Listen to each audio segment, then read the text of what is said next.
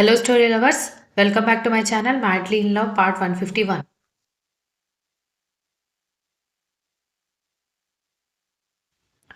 దక్ష కర్ణ ఒడిలో కూర్చోవడం ఇబ్బందిగా ఉన్నా తనకి లేచే వీల్లేదు. ఒంట్లో ప్రతి నరం చచ్చుబడిపోయింది. తల, కళ్ళు, ముక్కు, చెవులు, నోరు, బ్రెయిన్ తప్ప ఇంకేమీ పనిచేయట్లేదు. అవి పని చేస్తున్నందుకే కదా అతను తనని వదిలిపెట్టాలి అనుకోవట్లేదు. అవి కూడా చచ్చుబడిపోయి ఉంటే బ్రతికున్న శవాన్నని అర్థం చేసుకొని అప్పటికైనా తన దారి తను చూసుకునేవాడేమో. దేవుడు కూడా ఎందుకు ఇంత హింస పెడుతున్నాడో అర్థం కావట్లేదు ఆమెకి.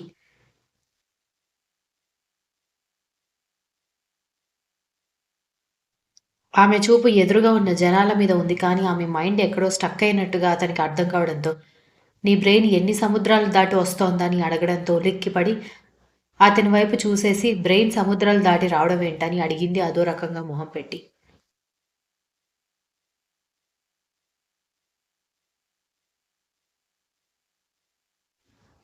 ఇలాంటిది ఏదైనా జరగ్గానే అన్నీ నెగిటివ్‌గా ఆలోచించడం నీకు అలవాటు కదా! అని ఆమె తల మీద ఒకటి పీకడంతో నొప్పికి గట్టిగా అరిచి, రుద్దుకోవడానికి కూడా చేతులు లేవకపోవడంతో టైం చూసి నాతో ఆడుకుంటున్నారు కదా! అనగానే నీతో ఆడుకోవాలంటే కాళ్ళు చేతులు పడిపోయినప్పుడే ఆడుకోవాలి మరి. నీకు కాళ్ళు చేతులు ఉన్నా లేకపోయినా నాకు డిఫరెన్స్ ఏమీ ఉండదు. అది నీకు కూడా తెలుసు అని వెటకారంగా అన్నాడు.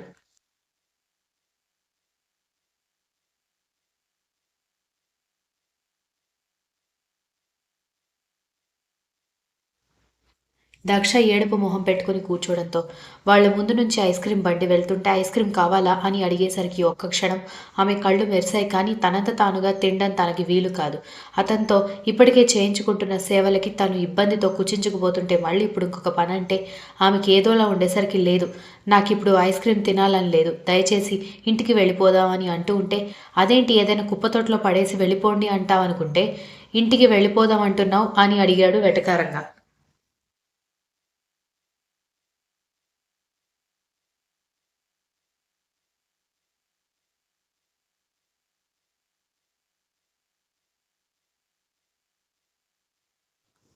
నేనొక్కసారంటే మీరు 10 సార్లు అంటున్నారు. అసలు నాకంటే ఎక్కువగా మీకే నన్ను కుప్పతొట్లో పడేయాలని ఉన్నట్టుంది. ఈ మాత్రం దానికి ఇక్కడికి తీసుకొచ్చి వాళ్ళని చూపించి, వీళ్ళని చూపించి, నా లైఫ్ ఇలా ఉండాలని ఆశలు పుట్టించడానికి ఎందుకు ట్రై చేయాలి? అదేదో ముందే పడేసి ఇంటికి వెళ్ళిపోవచ్చు కదా! అని అంటూ వెటకారంగా చెప్పడంతో, నీ పర్మిషన్ కోసమే వెయిట్ చేస్తున్నాను అని సీరియస్‌గా చెప్పేసరికి వింతగా అతని వైపు చూసింది.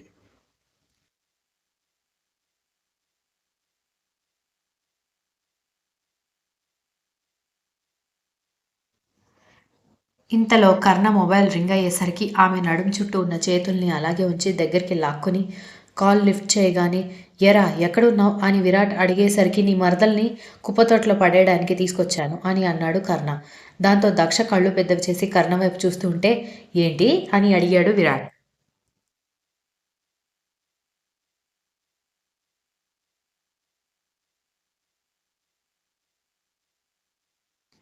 చెవులు దుబ్బాయా అని కర్ణ సీరియస్గా అడిగేసరికి నీకేమైనా పిచ్చి పట్టిందా? అది రాను మొర్రో అంటుంటే మనం బలవంతంగా ఇండియాకి తీసుకొస్తే ఇప్పుడు ఇలా మాట్లాడతావేంట్రా? అసలు ఎక్కడున్నారు మీరు అని అడిగేసరికి సిటీ పార్క్లో ఉన్నాను అనగానే విరాట్ ఊపిరి పీల్చుకుని టెన్షన్ పెట్టి చంపావు కదరా స్వామి అనగానే దీనికి ఒక్కదానికే ఇప్పటి వరకు బ్రెయిన్ లేదు అనుకున్నాను. నీకు కూడా బ్రెయిన్ దొబ్బిందా అని అడిగాడు.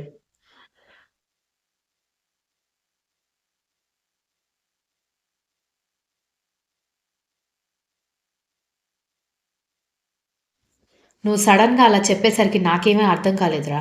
అలా చల్లగాలికి తిప్పడానికి తీసుకువెళ్ళావా? అనగానే అని కరుణ చెప్పగానే సరే జాగ్రత్త. అది పిచ్చి పిచ్చిగా ఏమైనా వాగినా పట్టించుకోకు అనగానే సరేలే అంటూ ఫోన్ కట్ చేసి మొబైల్ పాకెట్‌లో పెట్టుకొని ఆమెతో సహా లేచి నిలబడ్డాడు. అతను తనని మోసుకుంటూ తిరుగుతుంటే అందరూ వాళ్ళ వైపే చూస్తూ ఉండేసరికి దక్ష సిగ్గుతో చెయ్యి అడ్డు పెట్టుకుందాం అనుకుని చెయ్యి లేవకపోయేసరికి నా కర్మకి ఇది కూడా ఇంతే ఉంది అనుకుంటూ గట్టిగా కళ్ళు మూసుకుని కారులో అతను కూర్చోబెట్టాడని డిసైడ్ అయ్యే వరకు కళ్ళు తెరవలేదు.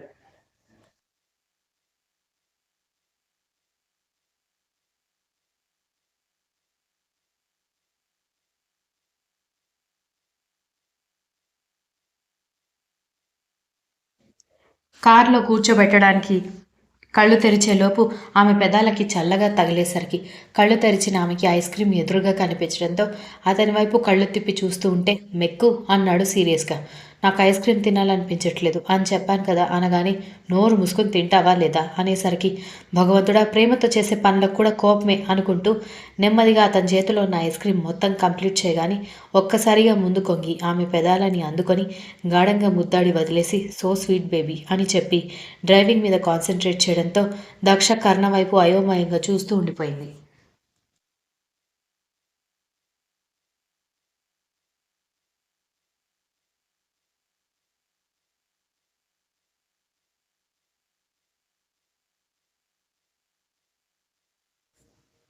I know I'm very handsome.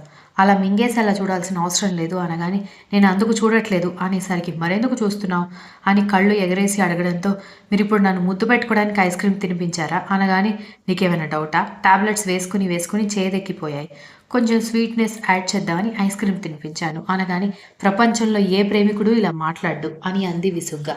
ప్రపంచంలో ఉన్న ఏ లవర్ నీలాగా ఎప్పుడు వదిలేసి పోవాలి అని మాట్లాడదు. నువ్వు మాట్లాడుతున్నప్పుడు నేనిలా బిహేవ్ చేయకూడదా? అయినా నేను నా అమ్మ, బాబు చెబితేనే విన్ను. నీ మాట నేనెలా వింటానే?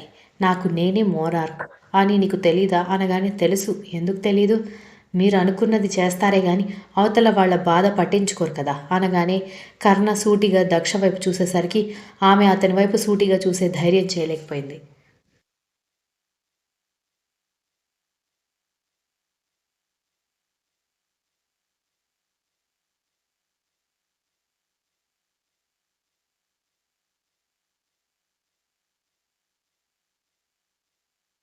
ఆ వెంటనే కార్ స్లో చేయడంతో దక్ష కాస్త నార్మల్‌గా ఊపిరి పీల్చుకుని కర్ణ వైపు చూసింది. అతని మొహం ఎర్రగా ఏ క్షణమైనా బద్దలయ్యే అగ్నిపర్వతాన్ని తలపిస్తూ ఉండేసరికి అతను చాలా కోపంగా ఉన్నాడని అర్థమై ఇంక కదిలించకుండా మౌనంగా కూర్చుంది. ఇద్దరూ ఇంటికి వెళ్ళేసరికి ఇందిర భోజనం ప్రిపేర్ చేస్తూ ఉంటే నారాయణ, స్నేహ, రక్షకు హాల్‌లో కూర్చుని మౌనంగా ఉండేసరికి ఆమెను ఎత్తుకొని లోపలికొచ్చిన కర్ణ వాళ్ళ వైపు సీరియస్‌గా చూసేసరికి వాళ్ళు లేని నవ్వు తెచ్చుకుంటూ పార్క్ బాగుందా వదినా? చాలామంది పిల్లలు, ఫ్యామిలీస్ వచ్చి ఎంజాయ్ చేస్తూ ఉంటాయి. హ్యాపీగా అనిపించిందా? అని స్నేహ తడబడుతూ అడుగుతూ ఉంటే, అవునక్క సిటీ పార్క్ గురించి నేను కూడా విన్నాను. మా ఫ్రెండ్స్ రెగ్యులర్‌గా వెళ్తూ ఉంటారంట. చాలా బావుంటుంది కదా! అని అడిగింది.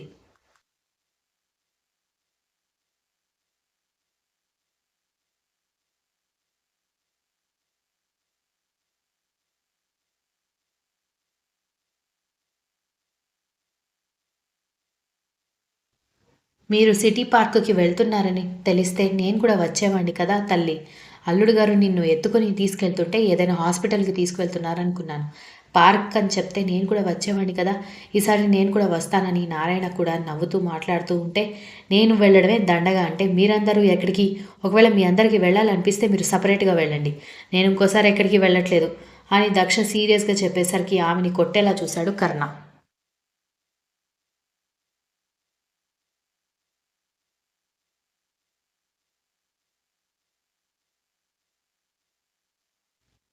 ఆ చూపుకి దడుచుకొని చప్పున నోటికి తాళం వేసుకుంది దక్ష. ఇందిర కూడా బయటకొచ్చి నీకిష్టమని మొక్కజొన్న కంకులు కూడా తెప్పించి ఉడకబెట్టాను. రూమ్‌కి వెళ్ళి కూర్చో. నేనవి తీసుకొచ్చి తినిపిస్తాను అనగానే నాకేం వద్దమ్మా మహాతల్లి. అసలు మీరందరూ ఇక్కడికెందుకొచ్చారు? నేనే ఇక్కడ ఆయన మీద పెద్ద బరువు అనుకుంటూ ఉంటే మీరందరూ వచ్చి ఇక్కడికి సెటిల్ అయ్యారు. ఏంటి? దయచేసి ఇంటికి వెళ్ళిపోండమ్మా. స్నేహ మీ అమ్మగారికి నేనంటేనే ఒళ్ళంతా మంట.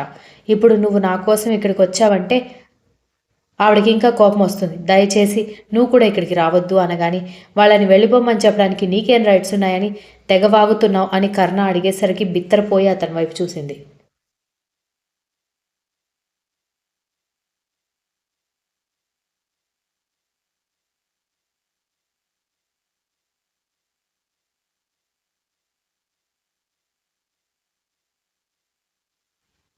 మూసుకుని తినిపించింది తిను సైలెంట్‌గా కూర్చో. అడ్డమైన సలహాలు ఎవ్వరికీ ఇవ్వాల్సిన అవసరం లేదు అంటూ విసురుగా రూమ్‌లోకి తీసుకువెళ్ళి బెడ్ మీద కూర్చోబెట్టి టీవీ ఆన్ చేసి అందులో ఏదో లవ్ స్టోరీ ఉన్న మూవీ వస్తూ ఉంటే అది పెట్టి వెళ్ళడంతో ఇదెందుకు పెట్టారు? చేంజ్ చేయండి అని మొహం పక్కకి తిప్పుకోవడంతో నేను చేంజ్ చేయను. నువ్విదే చూడాలి అని చెప్పి అతను ఫ్రెష్ అవ్వడానికి వెళ్ళి షర్ట్ లేకుండా బయటికి రావడంతో ఇప్పుడెందుకు సినిమా చూపిస్తున్నారు? లోపల షర్ట్ వేసుకొని రావచ్చు కదా! అని అంది.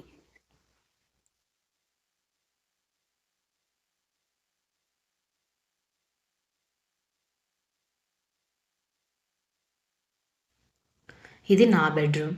నేనిక్కడ ఎలాగైనా ఉంటాను. ఏ నన్ను చూసి మళ్ళీ ఫ్లాట్ అయిపోతానని భయపడుతున్నావా? అని అడిగేసరికి మీరు కావాలనే చేస్తున్నారు. ఎందుకిలా నన్ను ఏడిపిస్తున్నారు? చూడండి మీకున్న రేంజ్‌కి, మీకున్న ఆస్తికి అప్సరస లాంటి అమ్మాయి వస్తుంది. దయచేసి నన్ను వదిలేయండి. నేను మీకొక బరువు అంటున్నాను కదా! అని అంటున్న ఆమె పెదాలని అతను అందుకోవడంతో ఆమె సైలెంట్ అయిపోయి అతని వైపు చూస్తుంటే వాగడం అయిపోయిందా?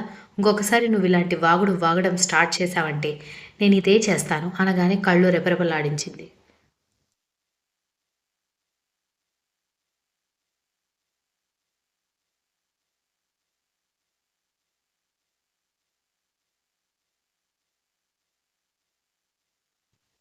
అతను డ్రెస్ వేసుకొని, పర్ఫ్యూమ్ కొట్టుకుని, హెయిర్ సెట్ చేసుకుంటూ ఉంటే, పెదవి విరిచి ఓయబ్బో అన్న సౌండ్ ఇస్తూ ఉంటేనే, అతను బిజినెస్ కాల్ ఏదో రావడంతో మాట్లాడుతూ ఉండేసరికి, వేరే దారి లేక బోర్ కొడుతూ ఉండేసరికి ఆ మూవీ చూస్తూ కూర్చుంది దక్ష. కాల్ మాట్లాడేసి దక్ష పక్కన కూర్చుని, ఆమె చుట్టూ చేతులు వేసి దగ్గరికి లాక్కొని ఎలా ఉంది బేబీ మూవీ అంటూ బుగ్గ గిల్లడంతో గట్టిగా అరుస్తూ నా మొహంలాగే ఉంది అంది కోపంగా.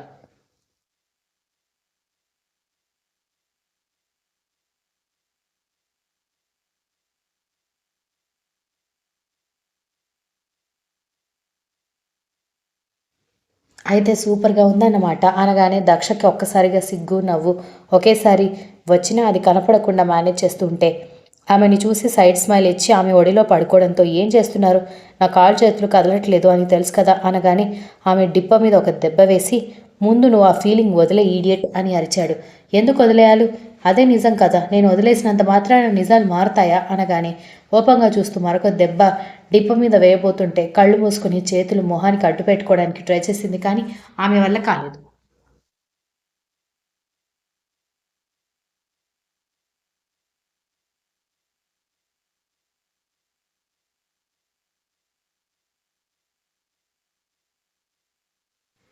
ఇంకొక్కసారి పిచ్చి పిచ్చిగా వాగితే చంపేస్తాను అనగానే దక్ష కోపంగా మూతి తిప్పుకుంటూ ఉంటే ఆమె కోసం మొక్కజొన్న తీసుకొస్తున్న ఇందిర వాళ్ళని చూసి వెళ్ళబోతుంటే లోపలికి రండి అని కర్ణ సీరియస్గా పిలవడంతో కంగారుగా లోపలికొచ్చి క్షమించండి బాబు అనగానే మీ అమ్మాయికి ఆ మొక్కజొన్నతో పాటు కొంచెం గడ్డి కూడా పెట్టండి అని కోపంగా బాల్కనీలోకి వెళ్ళిపోయాడు.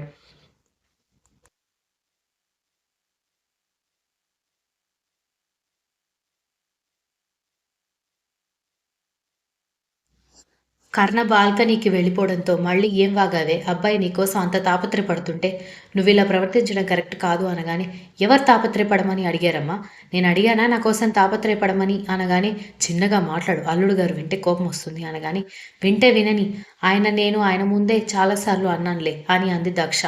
దక్ష తల మీద ఒకటి కొట్టి ఇలాంటి మొగుడు కావాలని అందరూ తాపత్రయంతో చచ్చిపోతుంటే నీకు తిన్నది అరక్క ఏడుస్తున్నావు. ఎంత ప్రేమించిన వాడైనా పెళ్ళం మంచాన పడిందంటే పక్క రుచులు వెతుక్కుంటాడు. అలాంటిది పెళ్లి కాకముందే నిన్ను ఇంత జాగ్రత్తగా చూసుకుంటూ ఉంటే ఇలాంటి వాడు దొరికినందుకు దేవుడికి మొక్కాలి గాని పిచ్చిదానిలాగా మాట్లాడతావేంటి అనగానే అమ్మా నేనొక విషయం అడుగుతాను చెప్పు అని అడిగింది.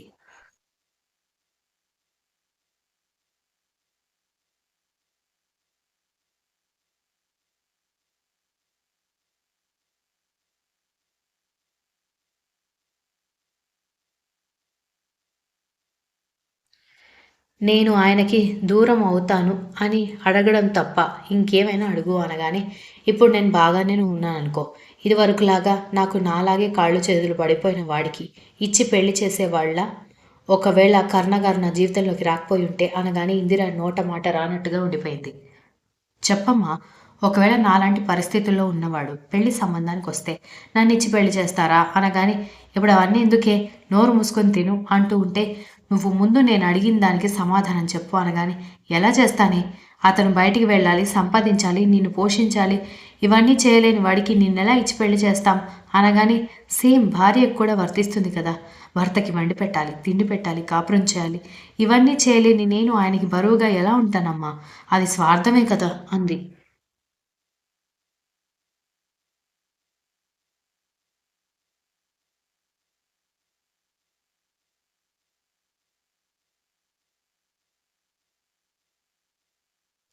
నిజమే దక్ష. కానీ ఆయనే నిన్ను కోరుకుంటున్నారు. పైగా నిన్ను బాగు చేసుకునేంత డబ్బు, బలం ఆయన దగ్గర ఉన్నప్పుడు నువ్వెందుకిలా ఆలోచిస్తున్నావు? అనగానే డాక్టర్ ఆయన బాధ చూడలేక ఆ మాట చెప్పారు. మా పెదనాన్న ఇలాంటి సమస్య వచ్చినప్పుడు ఆయన అలాగే చనిపోయారు కానీ కోలుకున్నారా అనగానే ఆయన వయస్సు ఇలా వచ్చేటప్పటికే 75 ఏళ్ళు. ఆ వయసులో ఏం కోలుకుంటాడే? నీ వయసు నిండా 26 కూడా లేదు అని అంది Indira.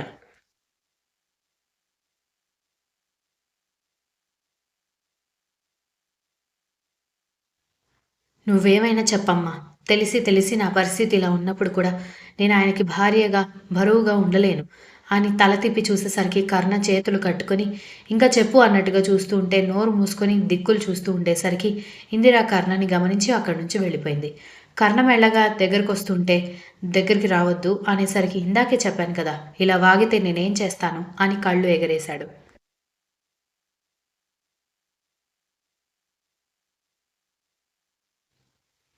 Continues. If you like this story, please like, share, comment, and don't forget to subscribe.